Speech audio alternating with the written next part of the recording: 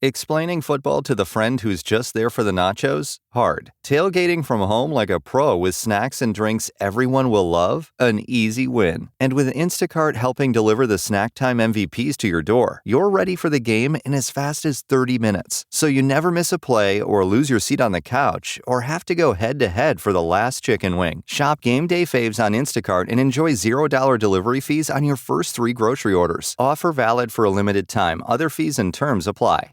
Let your imagination soar with Audible. With stories across every genre, from expert advice to fantasy, you'll be inspired to imagine new worlds, possibilities, and ways of thinking. Listening can even lead to a positive change in your mood, habits, and overall well-being. As an Audible member, you'll get to choose one title a month to keep from their entire catalog, including bestsellers and new releases. Allow yourself to delve into the spooky this season by listening to classics like Stephen King's The Shining and Pet Sematary. There's more to imagine when you listen.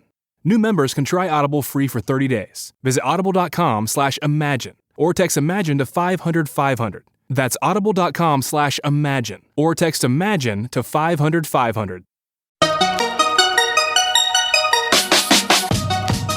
Welcome to another weekend bonus episode of the Tech Meme Ride Home. I'm Brian McCullough. Okay, no preamble needed, though I will give you some of the audio from yesterday to catch you up on where we're at. But really simply, this is part 2 of Gary Kildall, the man who could have been Bill Gates. Well, again, above all, Bill Gates at this moment doesn't want to say no to IBM. If they ask him to jump, he will say how high. If they ask him to provide something that he doesn't have, in this case, an operating system, there's no way that Bill Gates is going to let them go away empty-handed. Bill Gates will be accommodating to IBM. He will help them find their operating system.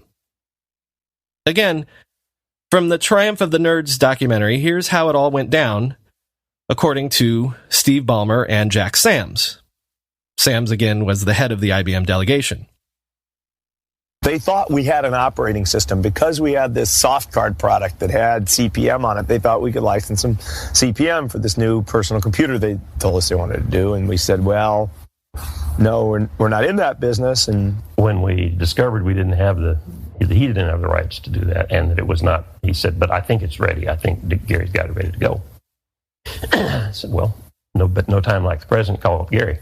So Bill, right there with them in the room, called Gary Kildall, Digital Research, said, Gary, I'm sending some guys down. They're going to be on the phone. Treat them right. They're important guys.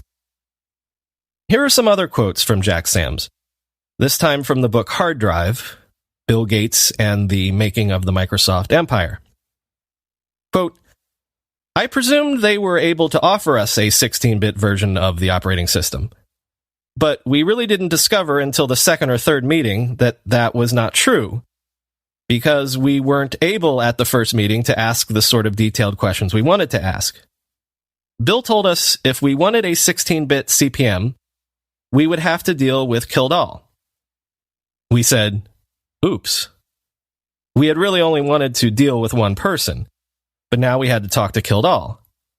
I asked Bill Gates if he would make an appointment for us. End quote. Every version of this story has Bill Gates personally picking up the phone, calling Gary Kildall, and telling him he's sending some business his way. But remember, Gates has just signed this notorious confidentiality agreement, and so he can't reveal exactly who it is he's sending over. He can't reveal to Gary Kildall that it's IBM. So every recollection of this incident has Gates merely relating some version of, there's some very important customers coming to talk to you. Treat them right. This is where the legend really begins. Many of the people involved in these events have subsequently died. And others, in the fullness of time, probably have little interest or motivation in shedding light on what actually went down when IBM went to meet with Gary Kildall. And so a lot of the details that we're about to go into are frankly contradictory. This is a story that has become sort of the Rashomon of the tech industry. What really happened depends on who you believe. For example, For many years, IBM claimed that it never actually successfully met with Gary Kildall. In this version of events, IBM showed up at a restored Victorian house in Pacific Grove, California, and met with Gary Kildall's wife because Gary Kildall wasn't there. They tried to convince Dorothy Kildall to sign the infamous non-disclosure agreement. She refuses, and so IBM leaves. But contrary to this legend, we know that the Victorian house that IBM showed up at was actually the headquarters for digital research. It wasn't just some house. It contained the offices for digital research's then dozens of employees. And Dorothy Kildall wasn't just some housewife standing in for her husband. She was the head of business operations for digital research. It would have been eminently logical for the IBM guys to have met with her that day. After all, Dorothy Kildall was the one who had negotiated all of the other deals with computer companies that digital research had landed over the years. In Dorothy Kildall's version, she does decline to sign the non-disclosure agreement, at least at first. But she maintained that she did so on the advice of Jerry Davis, who was digital research's in-house lawyer. Davis reportedly advised her, quote, "Bill Gates signed that agreement because he had nothing to lose, because he didn't have an operating system." IBM's Jack Sams is steadfast in maintaining that it was this hiccup that held everything up.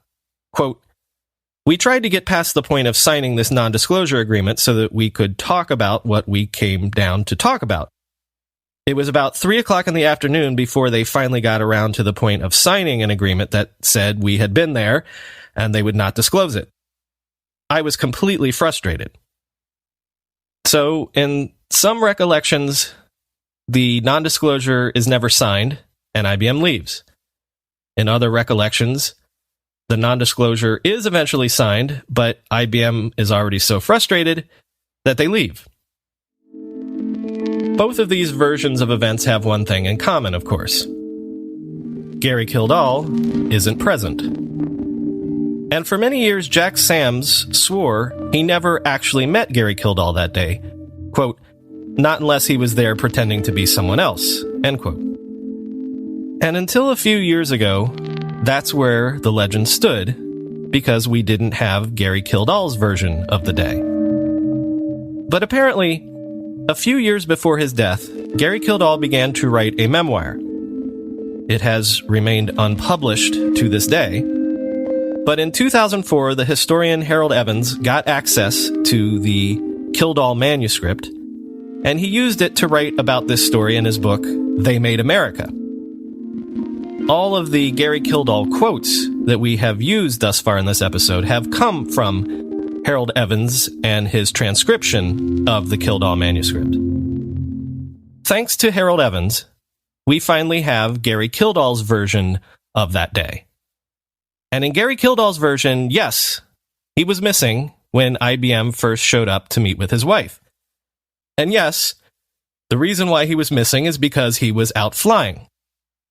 But it's not exactly what you're thinking. The stories make it sound like I was doing loops or something. But I was out flying on business, just like someone else would be driving a car. I knew the IBM people were coming. It was indeed common knowledge that Gary Kildall flew for business. Plenty of people had been flown around by Gary or had met Gary at airports in order to make deals. Flying was more than his hobby. It was Kildall's preferred way of getting around in those early days when the tech industry was scattered around the country and not concentrated in places like Silicon Valley and Seattle. Whether or not Kildall knew it was IBM who was showing up is maybe the reason why he wasn't there. Remember, when Bill Gates called him, the terms of the non-disclosure, this troublesome document that this whole story hangs on, meant that he couldn't tell Gary Kildall exactly who was coming. So, perhaps Gary, or maybe even his wife, thought that this was just another routine meeting with a small PC maker coming to license CPM, just as had happened dozens of times before. And the meeting had been scheduled on incredibly short notice. According to various accounts, Bill Gates called Gary Kildall on a Wednesday, and IBM showed up 2 days later on Friday. That is why, according to Kildall's manuscript, he was out flying that morning, because he was making a delivery to an existing customer. He intended to show up after the meeting had gotten started, and he trusted that his wife would be able to handle business until then, just as she had always done. And according to Kildall's manuscript, he definitely got to the meeting eventually. He definitely met with IBM that day. And what's more, Gary Kildall maintains that, for him, the non-disclosure agreement was simply not an issue. My wife had some concerns before I arrived, sure. If you sign this agreement, it says they can take any of your ideas and use them any way they want. It's pretty scary. My wife had never seen anything like that before. I explained that these were not bad guys. They just had to protect themselves from future suits. I had no problem with the non-disclosure agreement. Again, this version of events is flatly contradicted by Jack Sams from IBM.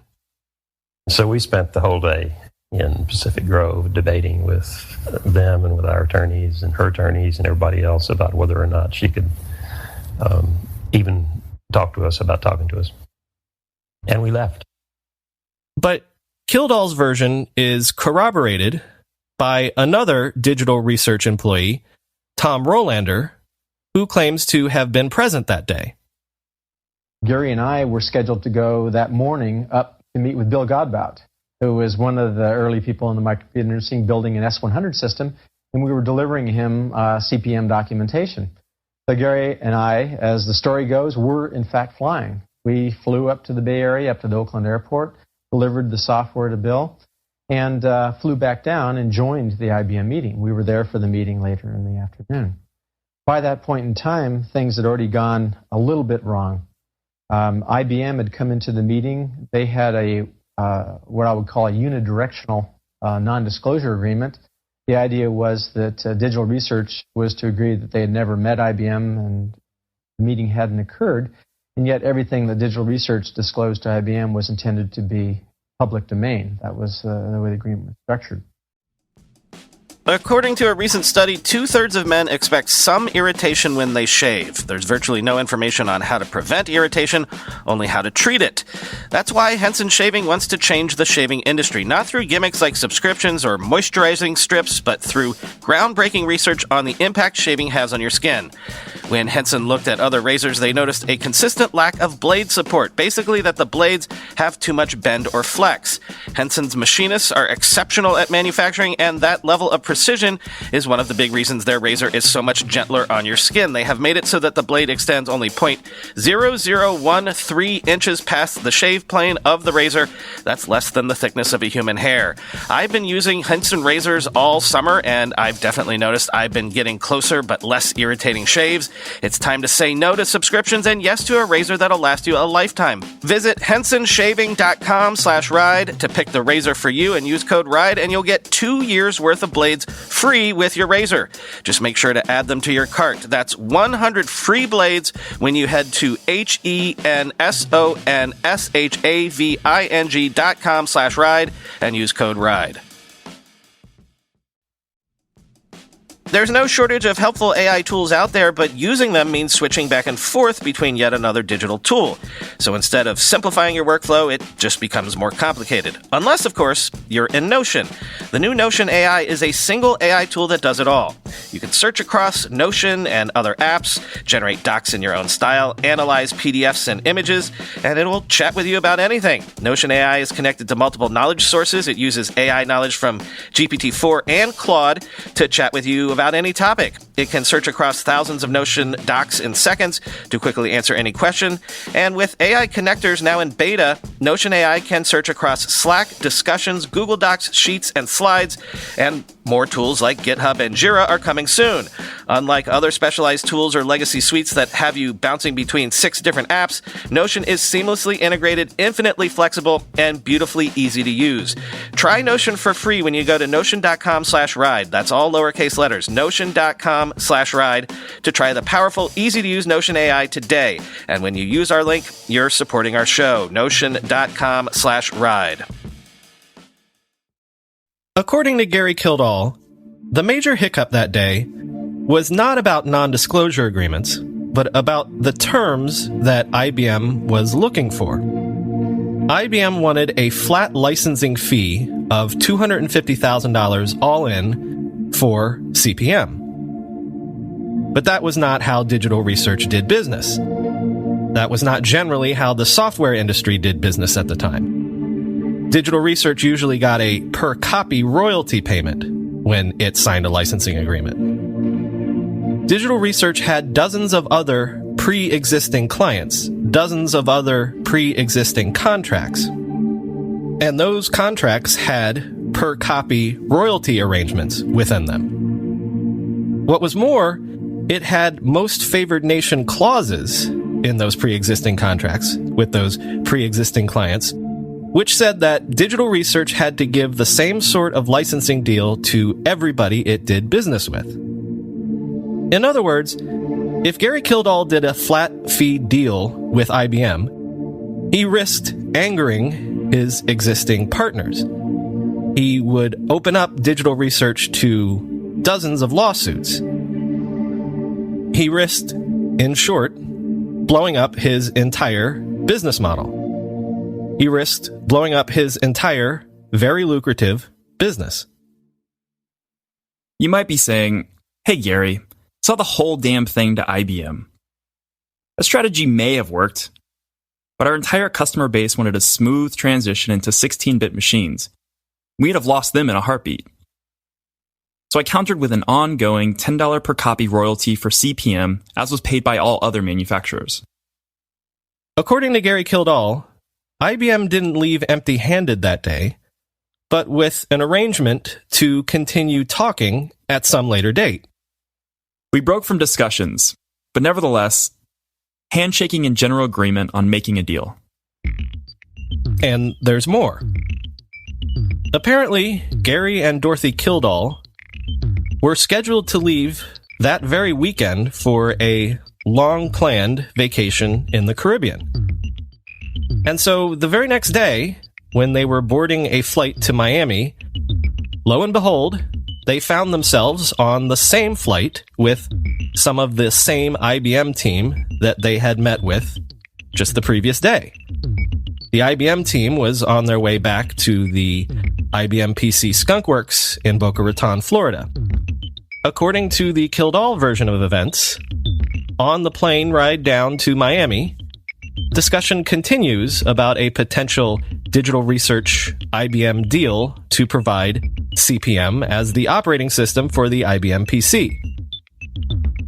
According to IBM, this chance meeting on the plane never happened.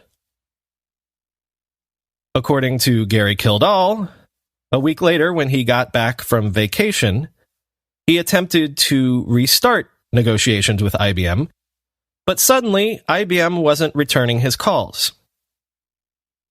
According to IBM's Jack Sams, he did have phone calls with Gary Kildall, but decided that a deal couldn't be reached, mostly due to Gary Kildall's intransience. Quoting Jack Sams, "We tried very hard to get a commitment from Gary. When we couldn't, I finally told him, look, we just can't go with you. We've got to have a schedule and a commitment. We can get one from Gates." End quote. let's unpack that just a bit. If Jack Sams is correct that the deal with CPM fell through over commitment issues, that probably refers to a very interesting technical reason that IBM probably couldn't go forward with Gary Kildall. It turned out that IBM had committed to making its PC using Intel's next generation of chips, which were all 16-bit, as opposed to the 8-bit chips that CPM had worked with so well over the years. Digital Research was, at the time, working hard on writing a 16-bit version of CPM for these new chips, but they were very much behind schedule. So far behind schedule, in fact, that others in the industry were getting impatient and upset. IBM, more than anyone else, couldn't afford to wait for this next version of CPM to arrive. So when Jack Sams speaks of scheduling and commitment, he might be referring to the fact that IBM's crash development schedule required an operating system yesterday. It's conceivable that there was simply no way for Gary Kildall to complete work on the new version of CPM in time for IBM's scheduled PC launch. But also, we can intuit from that language that working with IBM would have required Digital Research to literally drop everything else it was doing and focus all of its energies on the IBM project.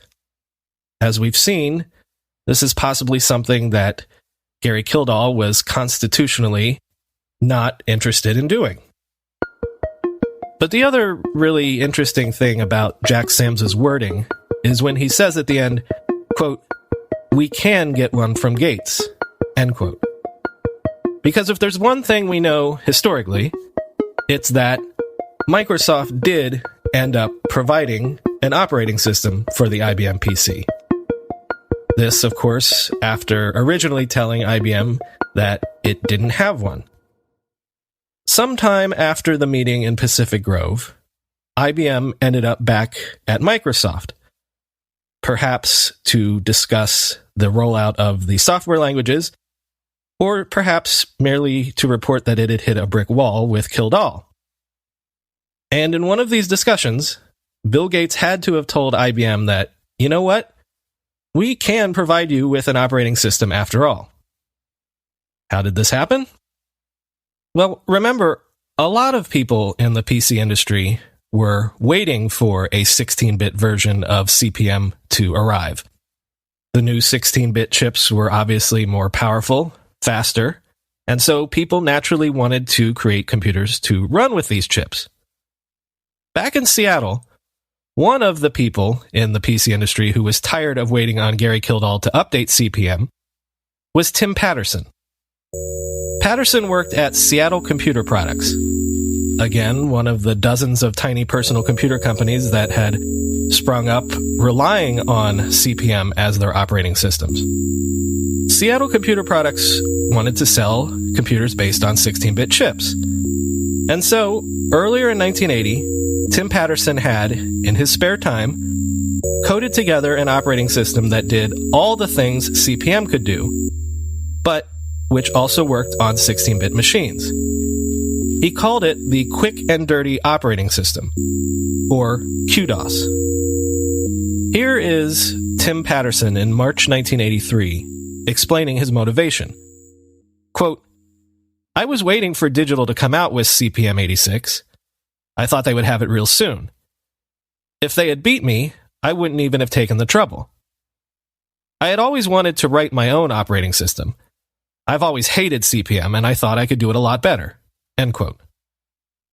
And here is Patterson describing how he did it, how he created QDOS, again, from the Triumph of the Nerds documentary.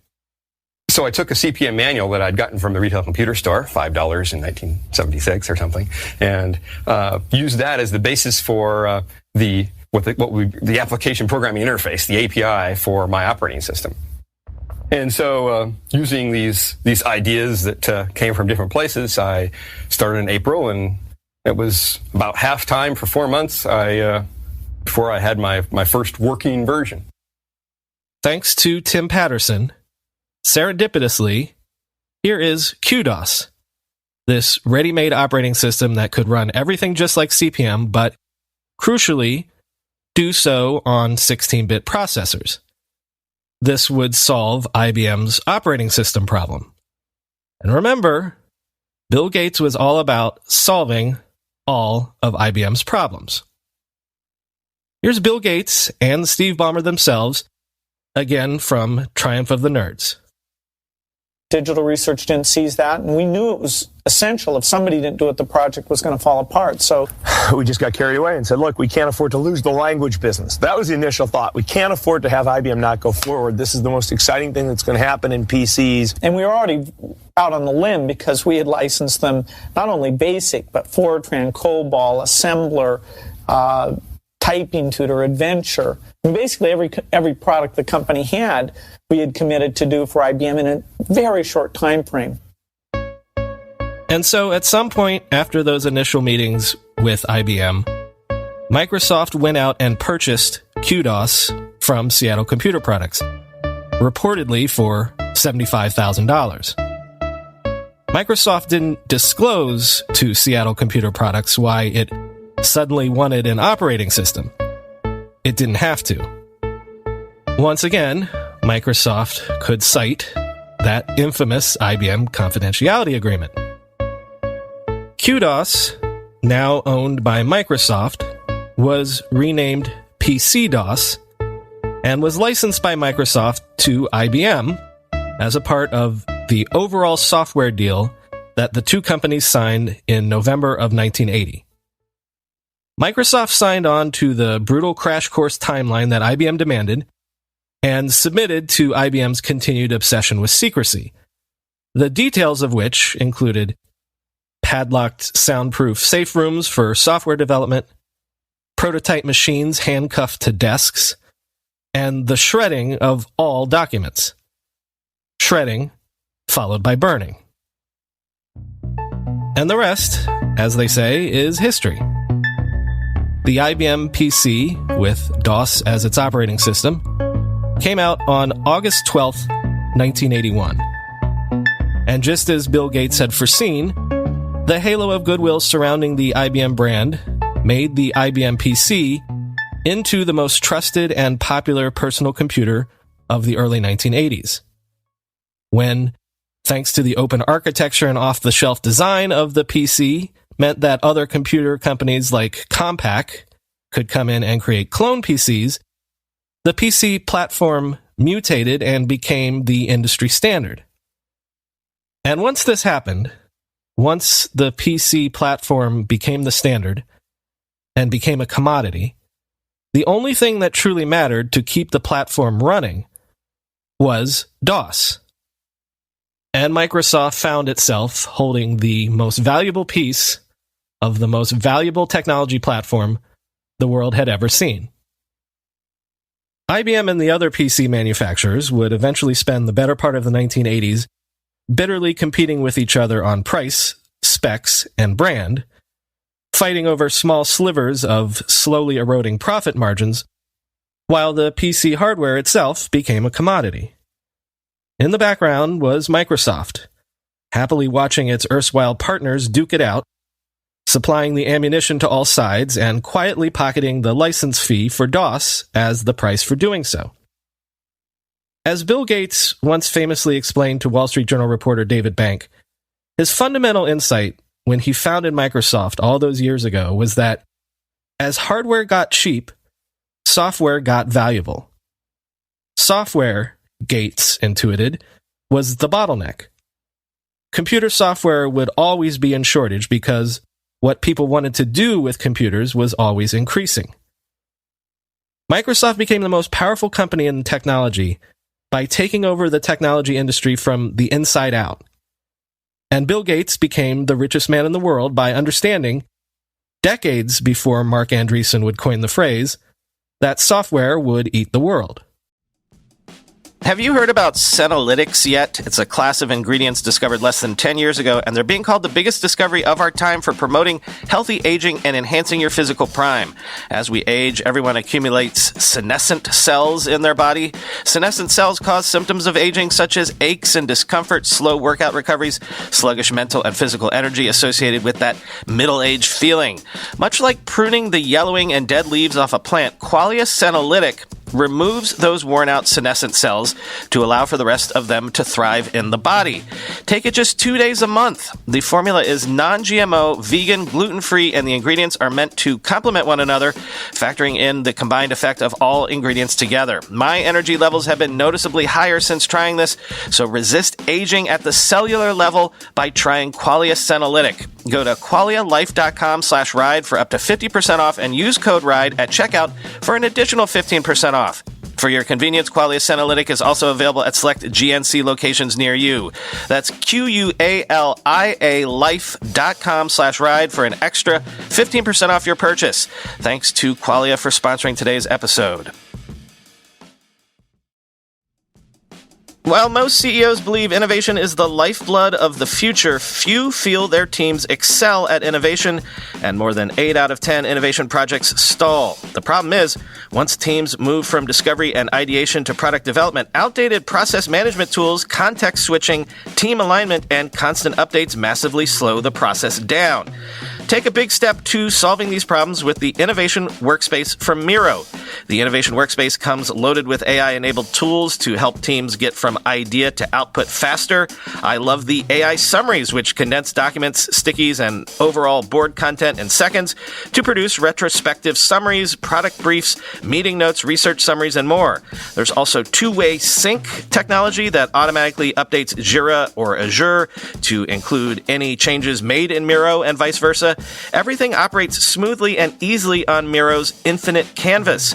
Create an intuitive, intelligent innovation workspace that gets everyone on the same page to rapidly innovate, iterate, develop, and ship. Whether you work in innovation, product design, engineering, UX, agile, or IT, bring your team to Miro's revolutionary innovation workspace and be faster from idea to outcome.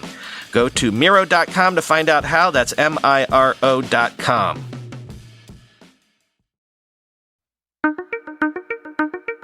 In the intervening year, before the PC actually launched, whether told directly by IBM or eventually getting the hint when his calls weren't getting returned, Gary Kildall had to know that he had lost the IBM deal. Still, he seemed sanguine about it. As Tom Rolander, the coworker who had been flying with Kildall on that fateful Friday morning, would recall, quote, "A lot of us in the microcomputer world in the early days saw IBM as all fluff and marketing. Big, lumbering, slow, uninteresting, not clean, exciting, or fast." End quote. But according to the memoir, Gary Kildall also didn't know who CPM had lost the IBM contract to. And when he did find out, late in 1981, when CPM, like other software developers, got their hands on the first IBM PCs in order to develop for them, let's just say that he was no longer nonplussed.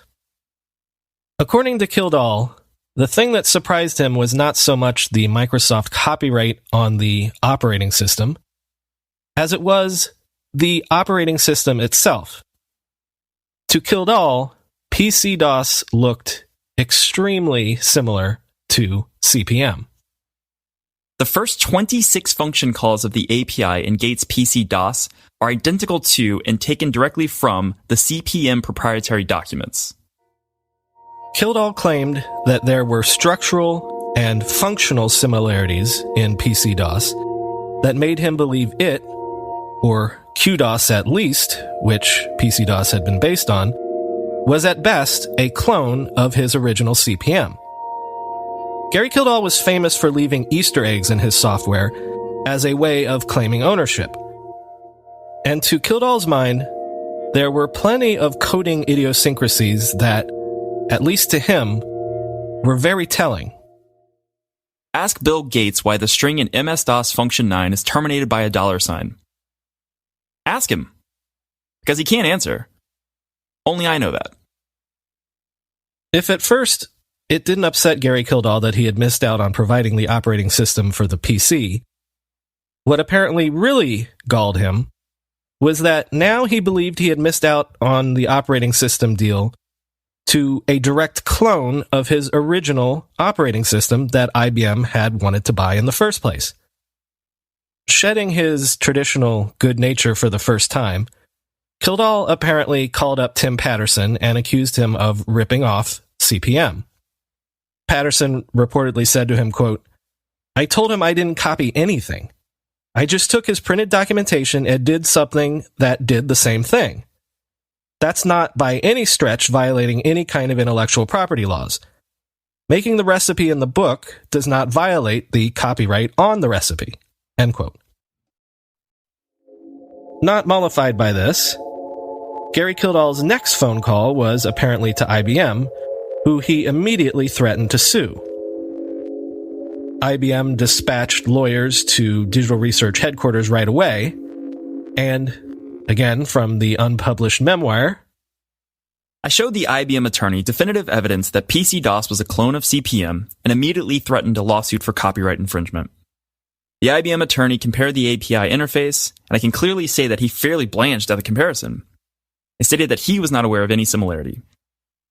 I told him that he should take note and become aware at the earliest opportunity, or he could face a major lawsuit. Kildall's threat to sue came a couple weeks before the debut of the IBM PC. IBM knew that it had to avoid a lawsuit coming right on the eve of its biggest product launch. And so it was eager to cut a deal with Gary Kildall, a deal that would keep him at least happy enough not to sue before the PC launch. All Gary Kildall really wanted was to right the wrong of the missed opportunity to provide an operating system to IBM. In the meantime, CP/M86, the 16-bit version of CP/M that had been long promised, was finally available.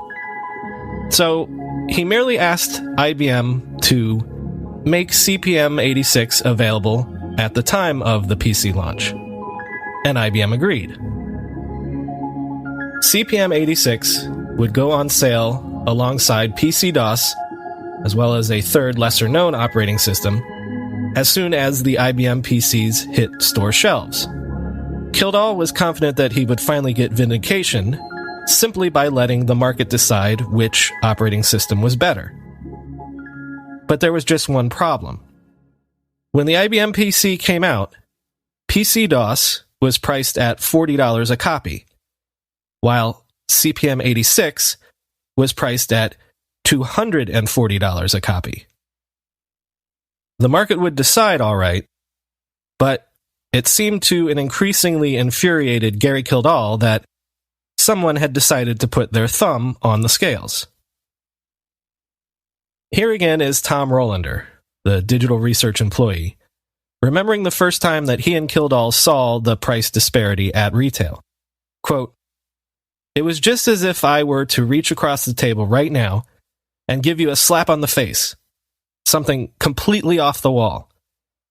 Looking at the price and knowing you had been completely screwed." End quote.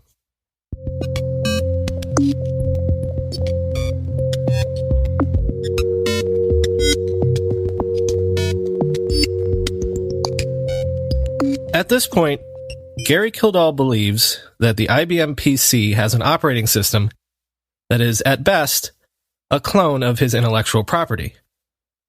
At the same time, he feels like that same intellectual property can't compete with the PC operating system because he believes it's being priced unfairly. So it would seem logical to us now that Gary Kildall would sue IBM or Microsoft or both.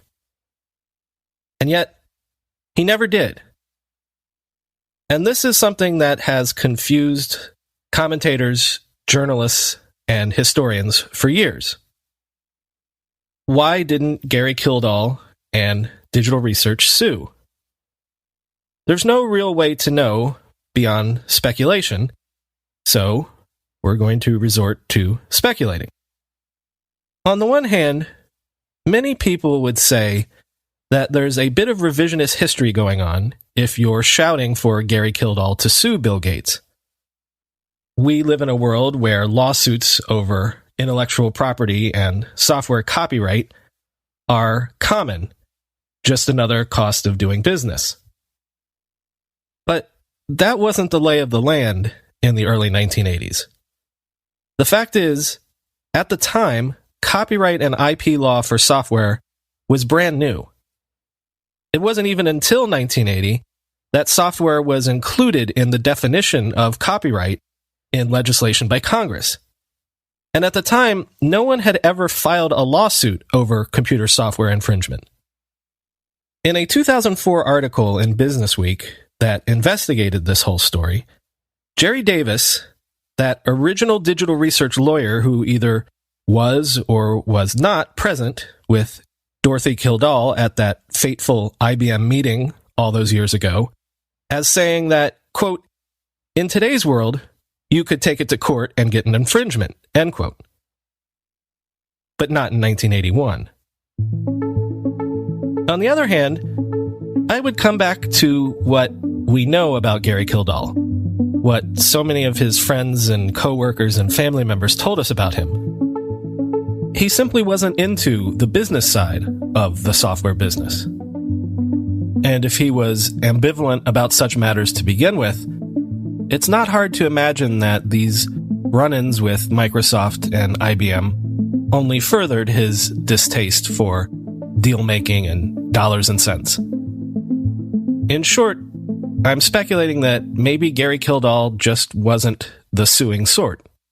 He didn't have the stomach for that sort of thing, or at least the patience, because obviously a lawsuit like this would probably drag on for decades. And as further evidence in support of my theory that this whole sordid incident turned Gary Kildall off to business, I point to the fact that soon after, in 1981, when digital research took its first major round of venture capital investment, Gary Kildall used that as an opportunity to step down as CEO of digital research. He would go on to other projects, other companies even, which we'll discuss in a bit. But the bottom line is that once the management of digital research was out of his hands and in the hands of a new board of directors, that board of directors seemed to have no interest in pursuing a lawsuit either. At the time, it probably didn't seem like it mattered. By the end of 1982, digital research employed 500 people, and its revenues skyrocketed from $6 million in 1981 to $44 million in 1983. This growth was powered by the innovative products that were Gary Kildall and also Tom Rollander's legacy at digital research.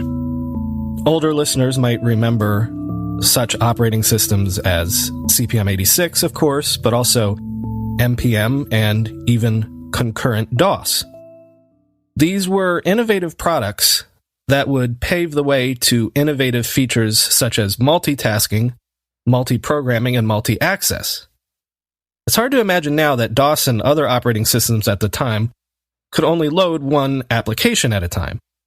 You couldn't even, say, cut and paste between a spreadsheet and a word processing program, because you couldn't run a spreadsheet and a word processor simultaneously. This ability to multitask led to digital research having great success, especially overseas, where Microsoft and IBM had less clout. And digital research landed lucrative contracts with major European corporations like Siemens.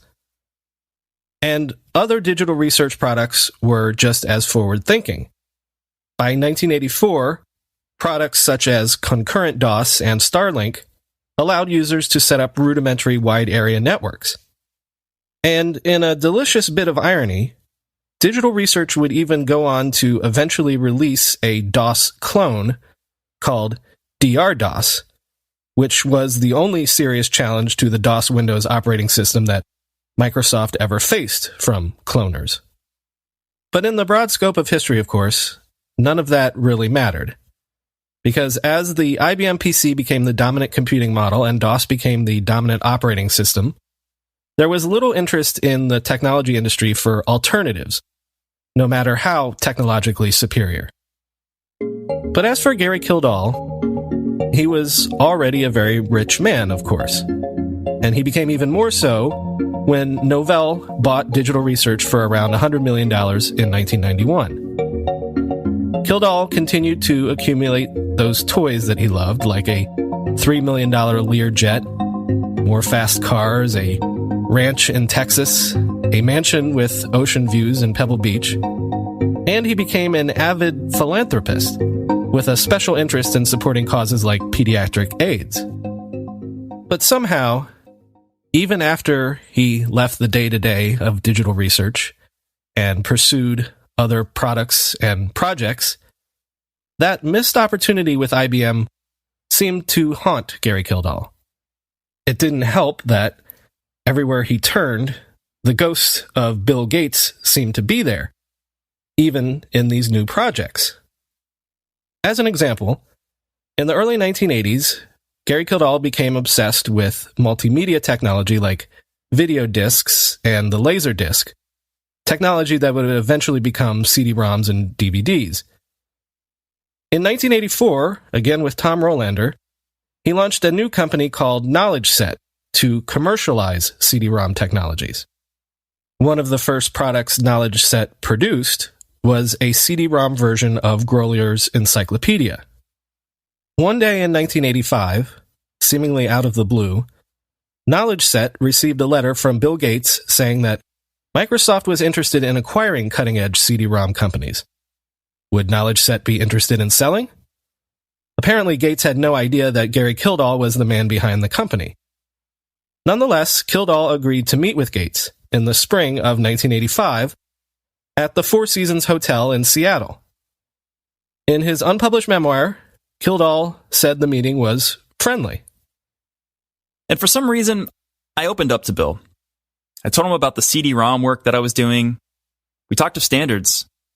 We talked for hours. He even told Gates about an upcoming conference on CD-ROM technology that he was planning to hold in the near future in order to promote the technology.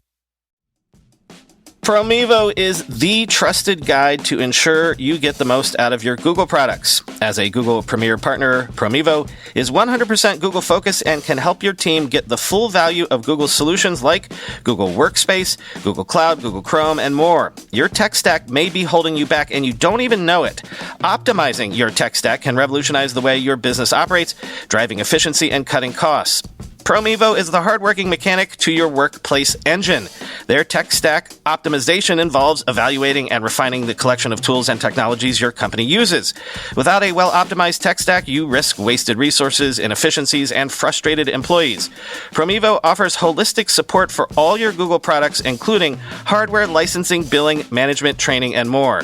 Whether you're migrating to Google Solutions or evaluating your current tech stack, Promevo is here to help.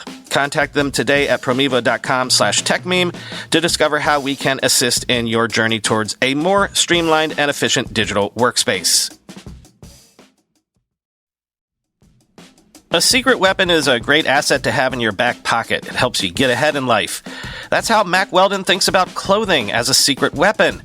Timeless, classic style that's infused with performance fabrics and hidden details. Whether you're looking for light-as-air underwear, anti-odor tees, or sweaters with lightweight warmth, Mack Weldon has a full range of clothes that feel comfortable all day long and never go out of style. I'm wearing a Mack Weldon shirt today. They fit me better than any other brand I know of. Comfortable, good-looking, just perfect for this season. Mack Weldon clothes are designed to fit your style and the demands of modern life. They look like regular clothes, but feel like the latest in modern comfort. They're the go-to choice for guys who want to look great without even trying.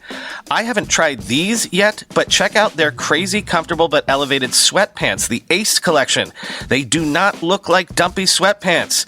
Get timeless looks with modern comfort from Mack Weldon. Go to MackWeldon.com and get 25% off your first order of $125 or more with promo code BRIAN, B-R-I-A-N. That's MackWeldon.com, promo code BRIAN. He asked if Microsoft might send some representatives to attend.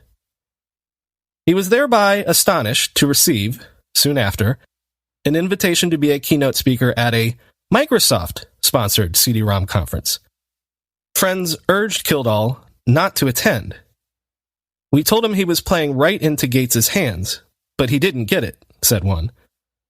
Kildall did attend the Microsoft conference, and he gave a speech. Only later did he learn from another friend inside Microsoft that apparently Gates had come straight back to the office after that meeting in the Four Seasons to set up a Microsoft CD-ROM conference simply to preempt Kildall's own. It was clever. It was divisive. It was manipulative. It is Bill Gates' nature. I must give him credit for being a very opportunistic person. The nature of these two men, Gates and Kildall, was certainly very different. And so were their instincts for business, their visions for where technology was headed.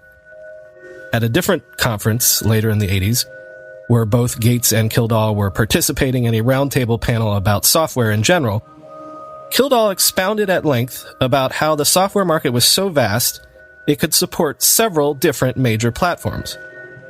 When it was his time to speak, Gates replied, quote, "There's room for just one," end quote.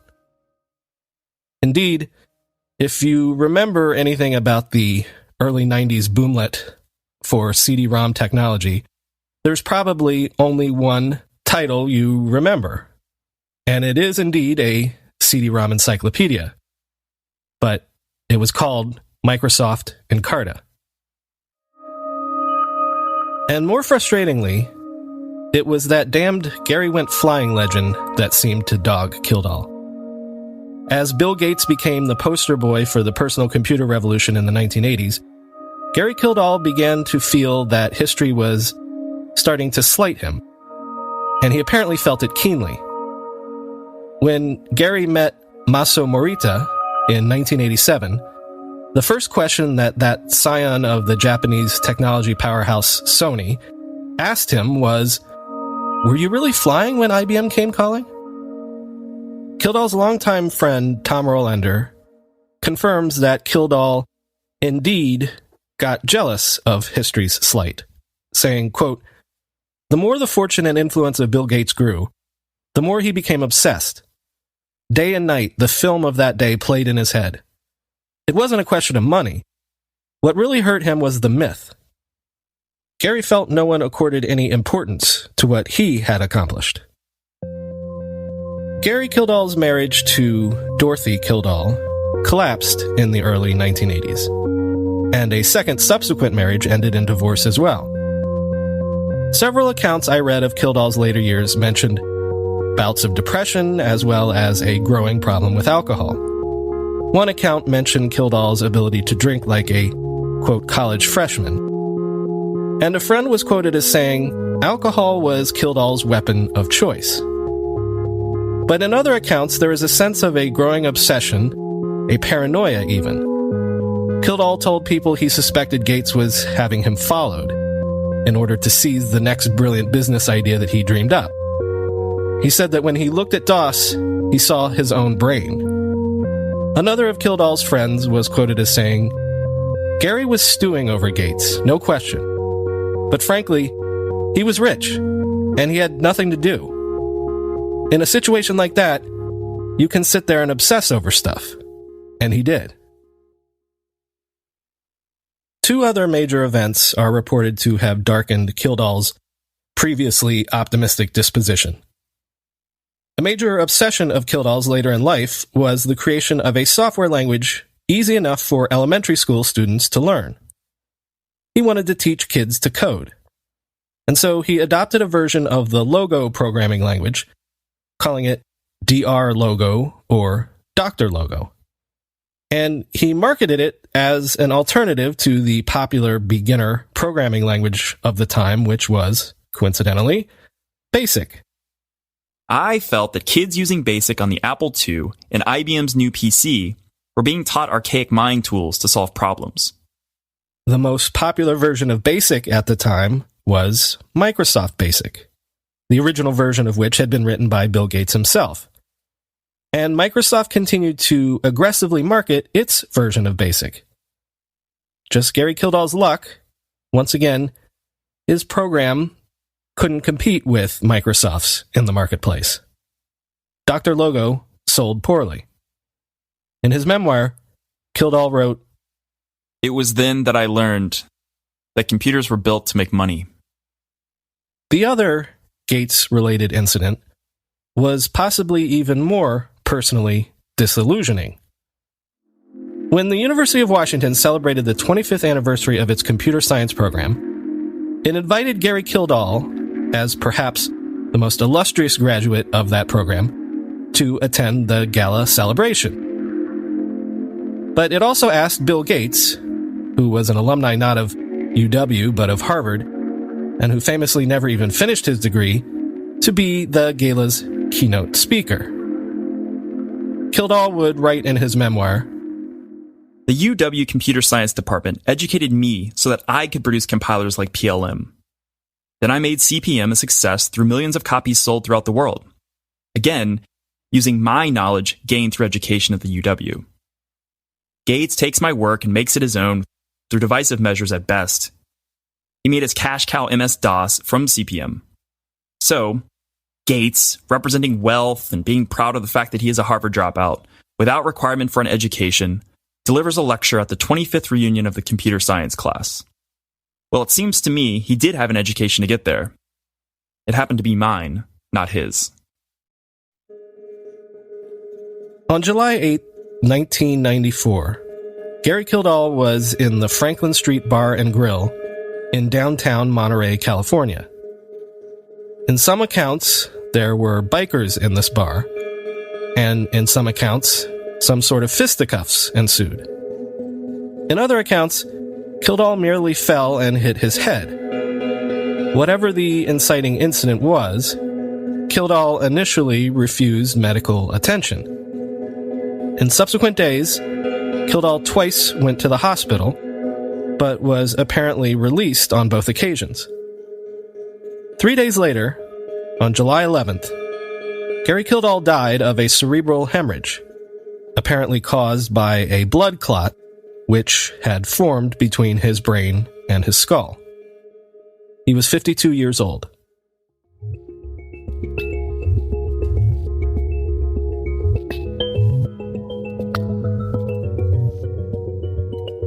Over the years, journalists, historians, and industry veterans alike have tried to chip away at the legend of Gary Kildall, just as I've done here. And I've used all of the various accounts and recollections and theories I could find, including half a dozen books and more than 24 articles, blog posts, and interviews. Nearly 40 years on from the events we've outlined here, there's really only one thing I think we can say with certainty. The legend, Gary went flying, is definitively a myth. There's plenty of evidence from plenty of sources that Gary Kildall met with IBM, and indeed, tried to pursue a business deal with them to provide CPM as the operating system for the IBM PC. The rest of the questions surrounding this legend, however, are not so clear-cut. For example, was QDOS, and thus Microsoft DOS, a ripoff of CPM? Well, plenty of people who have greater programming chops than I have looked into this off and on over the years, and as far as I was able to uncover, no one has delivered any forensics that even remotely support the claim that CPM was software thievery or even software cloning. In fact, many analysts have claimed that in whatever ways the structure of the two operating systems were similar, QDOS made several key improvements that actually made early versions of DOS meaningfully, functionally superior to the original CPM. And as far as I know, no one has ever been able to answer the mystery of that function $9 that Gary Kildall famously asked people to ask Bill Gates about. Nonetheless, could Gary Kildall have won some sort of lawsuit against IBM, or at least Microsoft? Again, I defer to people with better knowledge of the vagaries of the legal system, but I feel like it's clear to me that the person Gary Kildall was was not someone who would have been willing to endure decades of expensive litigation just to prove a point. It should be noted that QDOS was on the market before Microsoft bought it, and Digital Research had never bothered to sue them, so maybe there wouldn't have been any standing to begin with. But what would have happened if IBM had gone with Gary Kildall over Bill Gates? Now there is an interesting question. Because had IBM been able to wait for Kildall's later, greater CPM-86 with its multitasking abilities, and had they been on board with his later innovations, with things like easy computer networking and multimedia, there is indeed an interesting alternative history to imagine. Multitasking, networking, multimedia, these things did not become widespread and mainstream until at least the early 1990s. Had IBM launched its flagship personal computer, the computer and the platform that became the standard and defined the industry, with these innovations, how much further ahead would personal computing itself had been by, say, 1990? But that leads to the question of whether or not Gary Kildall was the right man to lead the computer revolution of the 1980s. And frankly, I'm not sure that I can say that he was. I'm not even sure that Gary Kildall and Digital Research were even a good fit for IBM. Remember, to launch the IBM PC, IBM was demanding a crash development schedule. It was demanding intense secrecy and padlock rooms and the whole 9 yards. And remember, working with IBM would require Digital Research to drop everything else it was doing, every other customer, every other initiative, and tie its fortunes to a capricious business partner that demanded Digital Research not only jump when requested, but also have already calculated how high. Bill Gates and Microsoft had no compunction with any of this. After signing the deal with IBM in November of 1980, Bill Gates famously told his mother at the Gates family Thanksgiving dinner that year that she shouldn't expect to see him again for at least 6 months. That was how busy he expected to be. Gary Kildall, if you'll remember, went on vacation immediately after meeting with IBM. Bill Gates indeed dropped everything Microsoft was working on in order to make the deal with IBM happen. And I simply can't see Gary Kildall and Digital Research being capable of doing the same thing. But really, how many businessmen could rationally have made the call that Bill Gates made? Think of the risks he was taking. Firstly, going into the IBM relationship, he knew that this was a project that had a precarious future within Big Blue. Quoting Gates himself, "They seriously talked about canceling the project up until the last minute, and we had put so many of the company's resources into this thing." End quote. Secondly, Gates was gambling by taking his company into an arena with which it had not previously had any experience. Operating systems. Microsoft certainly knew languages, but what level of competency did it have with OSs? Thirdly, think of the risk that Microsoft was taking by adopting the OS that it was adopting. On some level, Gates had to know that QDOS had at least a passing similarity to CPM, shall we say. At the very least, he had to know that there was the potential for legal problems down the road. A snowball starts off as no big deal, but let it roll, gain speed, and gather size, and soon it becomes an avalanche capable of wiping out your entire camp. The same goes for social engineering attacks, where a single user's mistake can put your whole organization at risk. This October, let Arctic Wolf be your guide to surviving the social engineering avalanche. Register now for the 2024 Arctic Wolf Security Awareness Summit, where we'll outfit you with the information and insights you need to fill your social engineering survival kit, offer tips, tools, and takeaways to keep security awareness top of mind all year long and show you a better path past the hazards of human risk. Register now at arcticwolf.com/register. That's arcticwolf.com/register. When you think about businesses whose sales are rocketing like Feastables by Mr. Beast, or Thrive Cosmetics, or Silicon Valley's weekend uniform supplier Cotopaxi, sure, you think about an innovative product, a progressive brand, and buttoned-down marketing, but an often overlooked secret is actually the businesses behind the business, making selling and for shoppers buying simple. For millions of businesses, that business is Shopify. Nobody does selling better than Shopify, home of the #1 checkout on the planet, and home of Shop Pay, which boosts conversions up to 50%, meaning way less carts going abandoned and way more sales going. So if you're into growing your business, your commerce platform better be ready to sell wherever your customers are, scrolling or strolling on the web, in your store, in their feed, and everywhere in between. Upgrade your business and get the same checkout I use. Sign up for your $1 per month trial period at shopify.com/ride, all lowercase. Go to shopify.com/ride to upgrade your selling today. Shopify.com/ride. Bill Gates took on these insane gambles. He was willing to go all in a way that I think was necessary, and in a way that I don't think Gary Kildall would ever have been willing to do. Remember, Microsoft tied its entire corporate fortunes to IBM for more than a decade.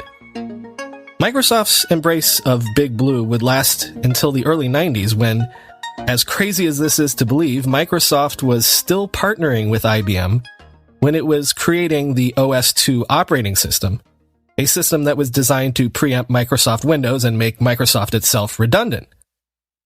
Would Gary Kildall have been that crazy Machiavellian for that long? And would Gary Kildall have been as brilliant as Bill Gates? Would he have gotten as brilliant a deal? It turned out that the key clause in Microsoft's original contract with IBM was the one that allowed it to sell MS-DOS, its operating system, its software platform, to other vendors.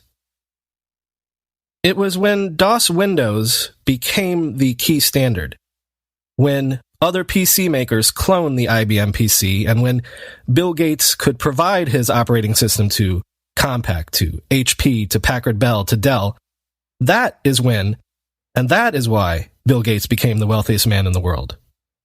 Would Gary Kildall have been shrewd enough to insert a clause like that into a contract with IBM? In the end, I think this story is a testament to the technical genius of Gary Kildall and the business genius of Bill Gates. Perhaps the twain never should have met. As Alan Cooper, the father of Visual Basic, has said, quote, "It was Gary's bad luck that put him up against the most skilled businessman of all time. Anyone looks like a failure standing next to Bill Gates." End quote. And certainly, in the eyes of history, this seems to be true. But I think that history owes more to Gary Kildall than mere comparisons to Bill Gates or hoary legends about missed business opportunities. And in the last several years, it's been nice to see that Gary Kildall has begun to get the posthumous recognition that his career deserves. Kildall has been honored by the Software Publishers Association. The city of Pacific Grove, California, has installed a plaque outside the former headquarters of Digital Research. The IEEE has inducted Kildall into what is essentially the tech world's version of the Hall of Fame. And the Computer History Museum has made available the original source code of the earliest versions of CP/M. The reason I think we should all pour one out to the memory of Gary Kildall is because he played such a key role in the software industry as we know it today. As the historian Harold Evans said, Gary Kildall laid the groundwork for the third-party software market.